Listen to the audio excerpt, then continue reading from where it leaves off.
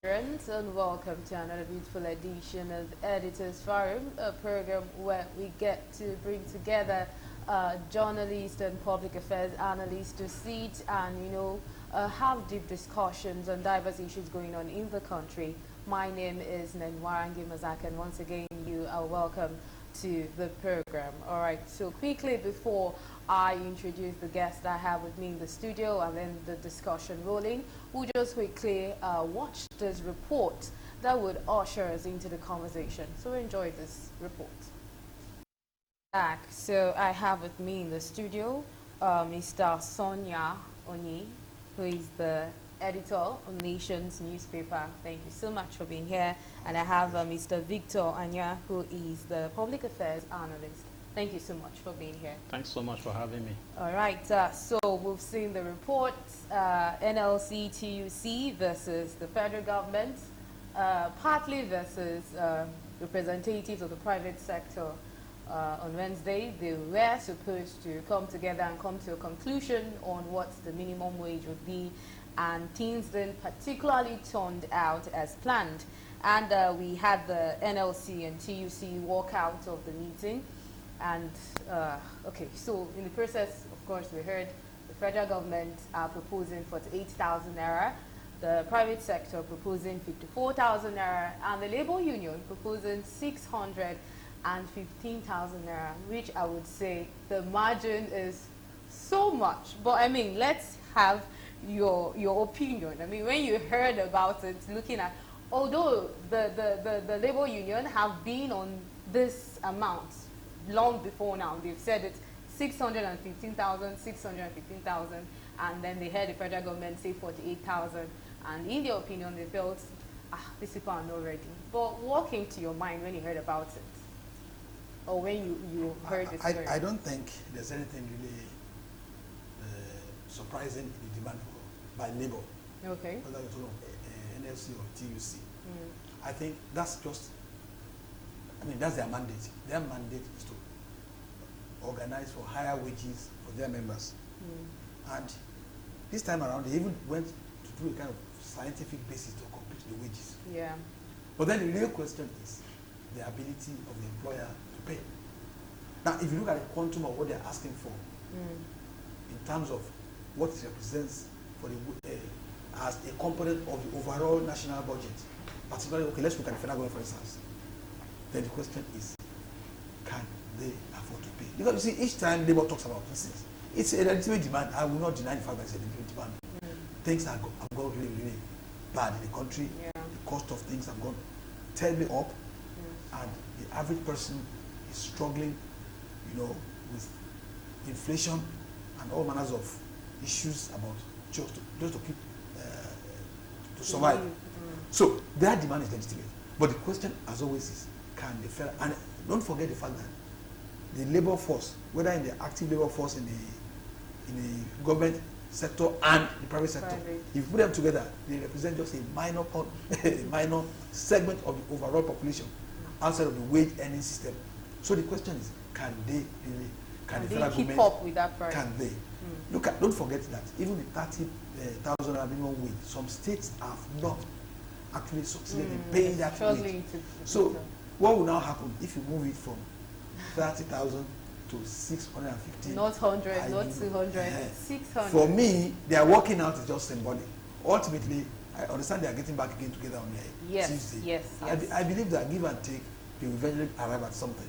But it shouldn't surprise Nigerians that these dynamics are taking place. It's just in the nature of negotiations between the employer and the employee. So it's a normal thing. All right. So, Mr. Victor, do you agree with Mr. Sonia? Because, of course, like he said, everyone is like, this 650,000 naira is not practical or realistic. Do you agree with that? Well, I think he just looked at one side of the matter. He didn't talk the other side. Okay. If it is not realistic, is the 48,000 justifiable? 48,000 at this current time we have found ourselves in, where we are buy a bag of rice for 85,000 naira. My coming from beggar to this place now, I know how much I paid. 2015, I know how much we are paying. Who caused it? Is it not the same government? So what measure have they put in place? So why we are saying that of labor is not realistic, that of the government is not justifiable too. How can you propose 48,000 in this situation we find ourselves in, when we have a government official, people who are representing us, one man buying a car that worth 160 million? Tell me which other country you see such aberration or abnormality, where people who you voted for to represent you are living large.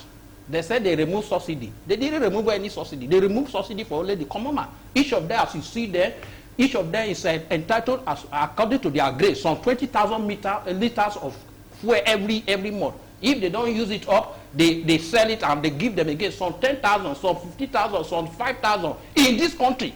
But we who gave them the mandate to go and represent us, they say we are not entitled to subsidy. I have not seen such aberration in any country. Can any senator in America buy a cow that worth 160 million? Why those people who voted for them, they say they are not entitled to anything that will make life meaningful for them? So what I'm saying is that the labor may not be, what they are proposing, that 615,000 may not be realizable or cannot be paid. That of the government is negligible. It's too small, 48,000. Let's not forget that the private sector also proposed 54,000. No? Yeah, that is their own. You cannot. So 54,000 as well is not. Well, that one is it not far better than 48? If a private sector can propose a whole 50, how much do you, 52,000 or 55,000? Okay, why should government that have many means of making money, apart from the crude oil, look at the taxes that they are putting on our heads after gathering the money at the end of the day? What is the purpose of taxing the citizen? Is it not to better the lives of the citizen? If you are honest with yourself, can you say that you are proud of being in Nigeria? Since we were born in this country, what have we enjoyed as a citizen of this country? Nothing. There's nothing. We are just citizens of Nigeria for nothing. For me, I don't have anything I'm benefiting from this country. But it shouldn't be like that. A country is supposed to take care of its citizens, so that the citizen will be proud of being a citizen of such a country. But that's why America. Don't you think the country wants to take care of its citizens? That's why they are now having these talks of increasing the initial minimum wage we've had. They want to take care of the citizens. So if they want to take care of the citizen, the little subsidy that they are supposed to. The talks is still ongoing, so it's not a situation whereby they've ended everything. We know, but what they are saying is that if the country want to take care of you, should they take away the something that will make life to be meaningful for you? Now that you are buying a liter of fuel for 800 naira, have they better your lot? As I guess when we were buying it for 87 naira. At that time when we were buying it for 87 naira, what did they tell us? They said we were suffering there, that when they come to power, they will sell it for 40 naira. Is that what they are selling it now? We were buying a bag of rice 7,000 at that time. Now we are buying it for 85,000. Can you say your life is better now than that time? So the purpose of government is to make life easy for the citizens, not to punish the citizens. But what we have today is that they are punishing Nigeria for voting for them, because since 2015 that this government have come to be, I have never enjoyed my life. This is not how it's supposed to be. And I know it is like that with many people, except for those who are hypocrites, who are deceiving themselves, who will say that the government is doing well. How can somebody say the government is doing well when you were buying a bag of rice 7,000? They told you that you were suffering. Now they are in power. Now you are buying a bag of rice 85,000. Can you say you are enjoying? Right, that is not the truth. Let's move on. So back to the NLC issue. The federal government will on Tuesday resume negotiations, like Mr. Sonia has earlier said, resume negotiations with the labor union and the private sector. Do you see the two parties, or the three parties rather, do you see them coming to meet in the middle? Because I mean the margin is much. We're talking about 48,000, which is somehow close to the 54,000 naira that the private sector are proposing, and then we have a far end 615,000 naira. Do you see them coming? Let me address the issue this way. Okay. Nothing. Incidentally, in the course of the week, through a different forum, I had an opportunity to interact with the NLC president. Okay. And then the impression I got from that interaction was that there is no such thing as their position being cast in stone. Okay. You see, we are talking of realism now. We can talk about how things are bad, how this and that is happening, how people are not enjoying Nigeria. The fact of the matter is that we have an issue in our hands today that the government is dealing with. Okay? Yes, all of us can say all manners of things about how we feel about what's going on. The reality is that government must have to deal with the reality. And one of the realities today is the fact that even the current wages now, the federal government itself admits that the current wages are no longer realistic. Okay? Secondly, the issue is what should Nigerians expect in the current circumstances? Is it just a question of printing more notes and giving it to Nigerians to hold? That's not the issue. The issue is how to overhaul the entire environment of governance to ensure that the greater majority of Nigerians are able to actually live well in a reasonable manner. I'm aware, for instance, that the same NLC, they're also discussing prodding the government to ensure that the CNG buses, which the government had promised, they are being rolled out. The whole idea is to force down. Look, I do not know, except probably in America, where you have the public transportation system being driven by petrol. America, you see them with all their petrol guzzling vehicles on the road.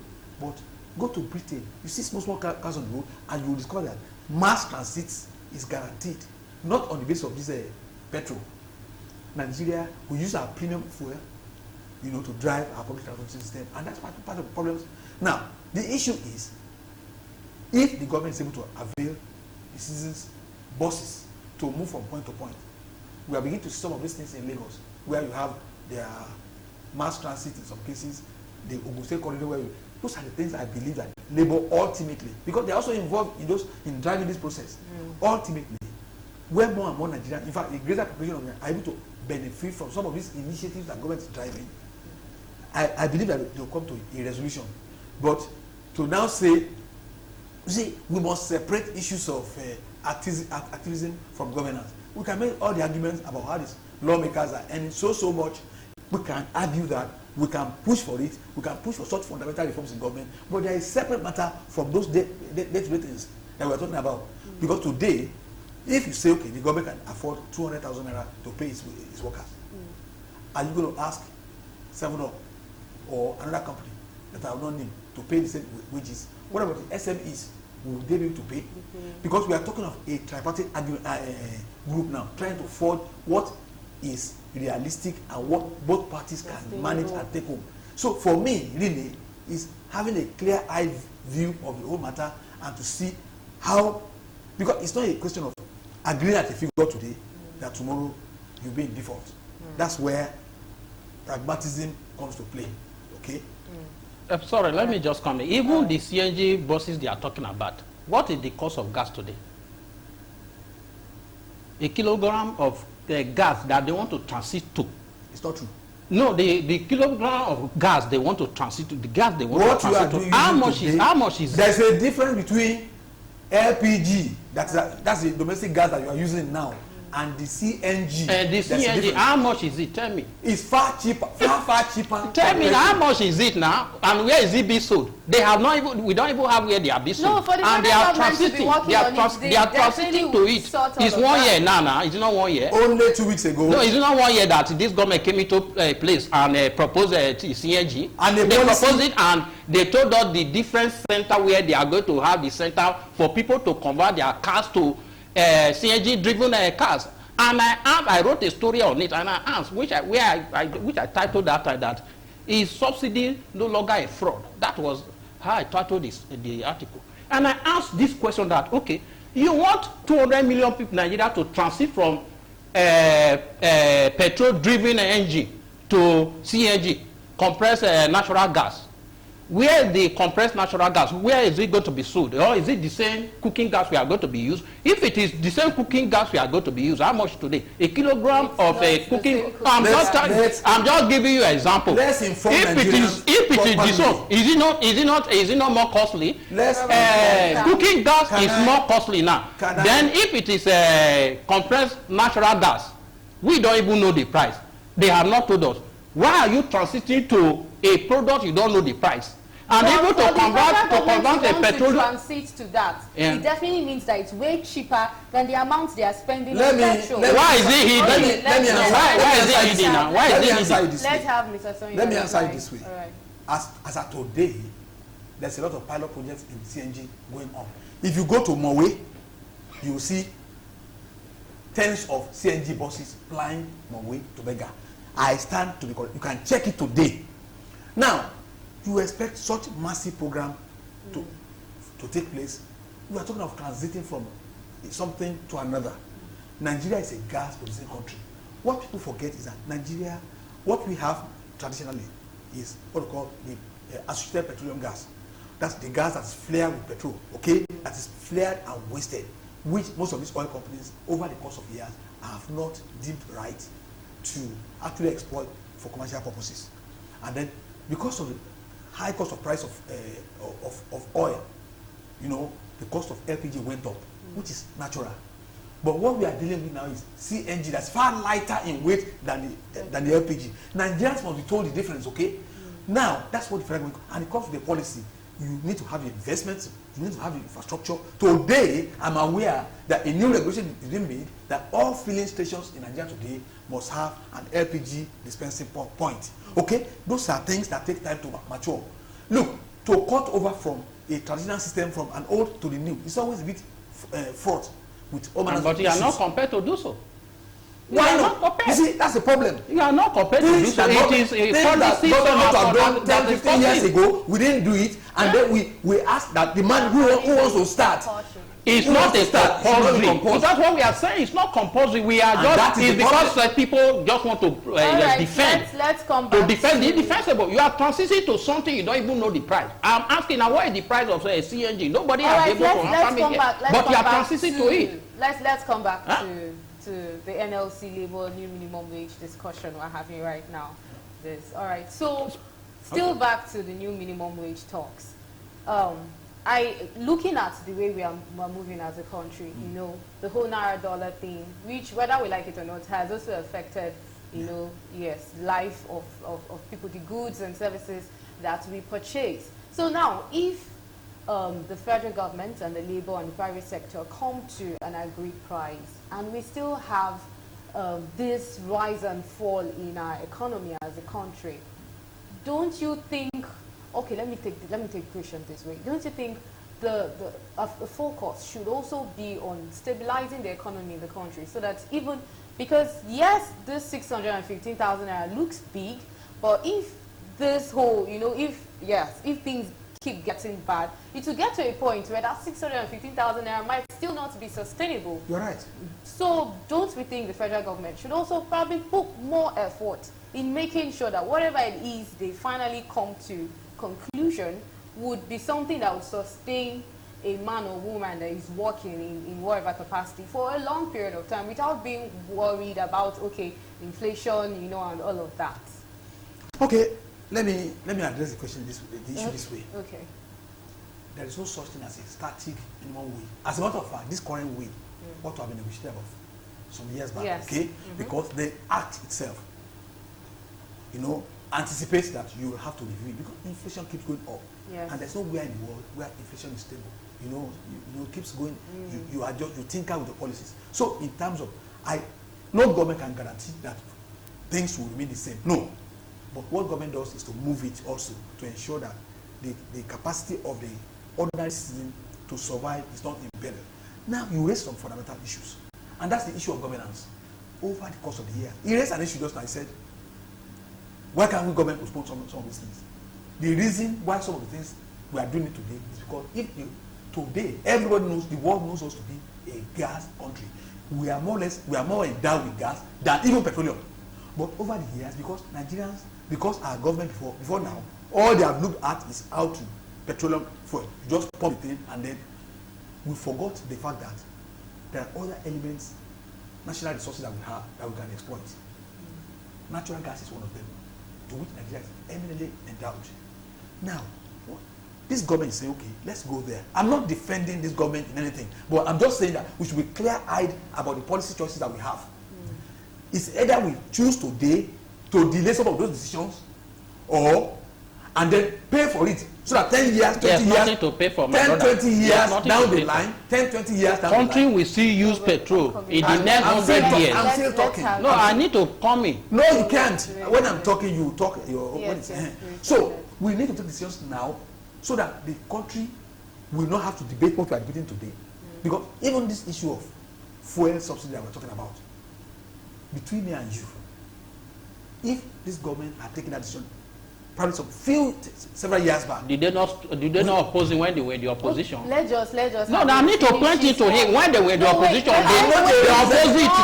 I'm not They oppose it now. The same people who are promoting this thing now, they oppose it there. So let us get it clear now. It's his opinion. Let's have him, and then we have. We have to let Nigeria know. Let's We are not here to promote any government. You see, if it had been allowed in the past, most likely we will not be in this circus that we are in. Okay? But for whatever reasons, people opposed it because Nigerians have this feeling. Oil belongs to us. And I asked the question, what is the difference between oil and just any other product? There's no difference. Is this illusion that we have oil? Saudi Arabia, a country of barely 3 million people, produce over 10 million barrels a day of crude daily.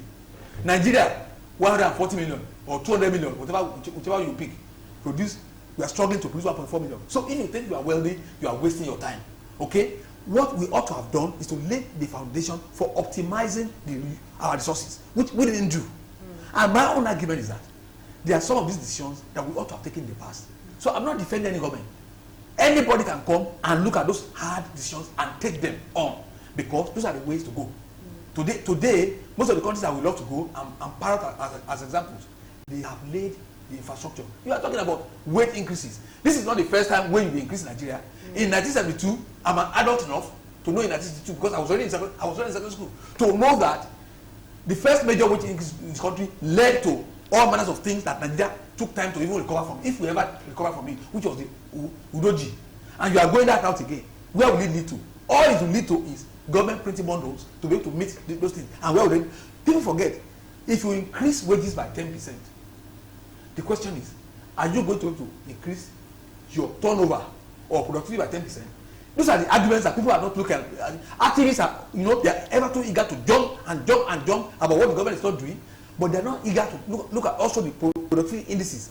And all of those things have to be married together. Now, you can argue from now to tomorrow why government also need to create the environment to ensure that the average citizen is enabled to produce well.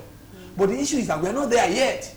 And because we are not there yet, you have to be clear-headed about the options that we have ahead. And those options are very hard for any government. They require some balancing acts, not some puerile activism that many of us will mount everywhere because we think, I will not. If you say, for instance, this country has not profited you, ask yourself, how did you get from your house to this place? If there was no system in place, as ugly, as dysfunctional as system is, you are still able to enter a vehicle and get to this place. Nobody stopped you on the street. Try that in Libya. If you want to know whether this government has failed completely, we are not a failed state. I'm not one of those that join and say Nigeria is a failed state. My own country, Nigeria, is not a failed state. We have issues of development. We have ongoing issues that we need to debate and articulate the way forward. But to come around here and then, argue for some kind of anarchy on complete break of the system, I will not be party to it. We need clear-headed policy that will take us out of this thing. If that's the reason we are here, I'm for it. But about, government doing this, no. I won't go through those areas of discussion because my own is, I thought the whole purpose is public debate to ensure that Nigeria gets better, that we can move forward from where we desire. If I may say something, or you want to go to another topic? All right, yes, I want to make it clear that. Yes, I want to make it clear that I'm not an advocate of increase of salary and wages. Okay. But if government have failed in its duty, workers will demand for increase in salary and wages and allowances. For instance, if this government is serious since 2015, this party is serious. If it has tackled insecurity, insecurity is the #1 problem. I mentioned it in another program the other time. That is insecurity. If the purpose of government, we know all over the world, is the protection of life of the citizen and their property. Because without security, nothing meaningful can be done. If there's no security here, there's nowhere we come here. So government all over the world takes security very seriously. If there is security now, our farmers can go to farm and farm. Then we augment it with whatever is imported. There is no security. People cannot go to farm. Even in the seat of power in Abuja, people are being kidnapped every day. Except those people who are hypocritical, don't want to tell themselves the truth. They will say there is security. We know that. Recently, the Minister of Federal Capital Territory, Wike, provided a motorcycle for people to fight insecurity. If there is no high level of insecurity there, will he have done that? That is where we have seat of power. Now we have a president saying that food should not be brought in when at a time that people cannot go to farm. That is why the prices of food has skyrocketed. Then one person will say that we should not say the truth when government is going amiss. We have to say so. At a critical time now, listen to me, at a critical time like this, a sensitive government must try and open the border so that food can come in. If food is coming in now, then prices of goods and services will come down, because there is no way people can go to farm now. Right, people are being kidnapped, people are being killed, and we know that. That is it. Then, in the past... Let's quickly move. Let me just quickly put this one. Okay. Government in those days, especially during the colonial era, they built staff quarter for their worker. Why do they do that? So that they will not be struggling with accommodation. Today, for you to get accommodation in major city is very costly. Then you now talk about transport. From one point to the other, because of removal of subsidy for only the common man, you know how much it costs you to move from your house to this place. And again, why are the refineries not working? After 11 trillion naira was spent to repair that, according to them, in the past 8 years, nobody want to talk about that one. They are glorifying government, where they're supposed to ask questions because they are so hypocritical. They cover it, they don't want to ask questions. I'm not here to defend anybody. I'm here to analyze the basic fact from which I was invited to this place. I'm not here to defend any government. All right. Thank you. All right. We hope that the meeting that the federal government and the NLC will have on Tuesday, we look forward to it, and we hope that the different groups will be able to come to a final conclusion that would favor the people as well.